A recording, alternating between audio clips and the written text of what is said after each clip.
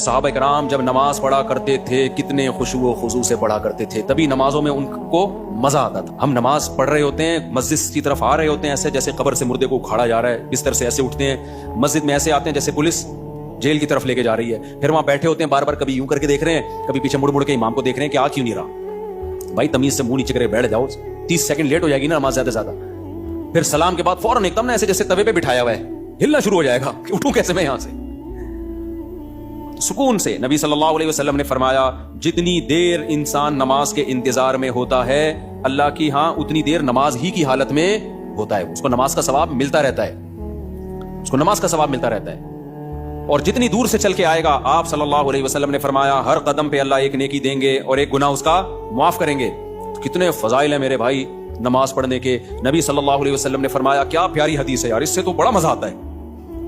نبی نے فرمایا کہ میری امت قیامت کے دن اپنی چہروں کی سفیدی سے پہچانی جائے گی، کیونکہ اتنا وضو کیا ہوگا نا اس نے زندگی میں۔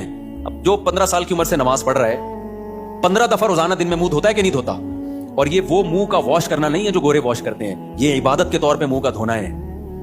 یہ جو ہم چہرہ دھوتے ہیں دن میں 15 دفعہ، بازو دھوتے ہیں دن میں 15 دفعہ، پاؤں دھوتے ہیں دن میں 15 دفعہ، 3 دفعہ دھویا جاتا ہے نا، تو یہ صرف واشنگ نہیں ہے کہ سروس ہو رہی ہے آپ کی، یہ دھونا بطور عادت ہے یا عبادت کے طور پر ہے؟ بتاؤ، یہ عبادت کے طور پہ دھویا جا رہا ہے، اللہ نے حکم دیا۔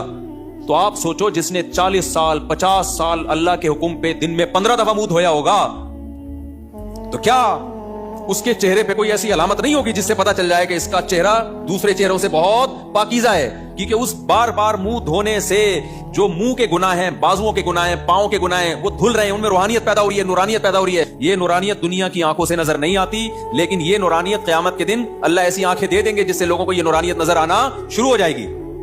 غرم محجلین، آپ نے فرمایا کہ اتنا واضح ہوں گے نا اہل اسلام قیامت کے دن جو نمازی تھے، اتنے واضح ہوں گے نا ان کے چہرے، فرمایا جیسے سارے سیاہ گھوڑے ہوں اور ان میں ایک سفید پیشانی والا گھوڑا ہو اور اس کے سفید پاؤں ہو۔ گھوڑوں میں یہ بڑی خوبصورتی سمجھی جاتی تھی کہ مکمل سیاہ ہو لیکن پیشانی کیا ہو؟ سفید، اور پاؤں کیا ہو؟ سفید، صرف پاؤں میں سفیدی کے نشان سے گھوڑے میں بڑا حسن پیدا ہوتا ہے۔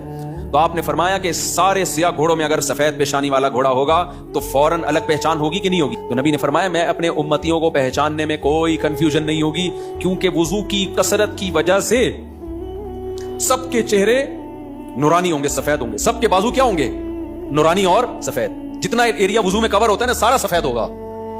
سفید کا مطلب نور نکل رہا ہوگا، اس سے نورانی چہرے ہوں گے۔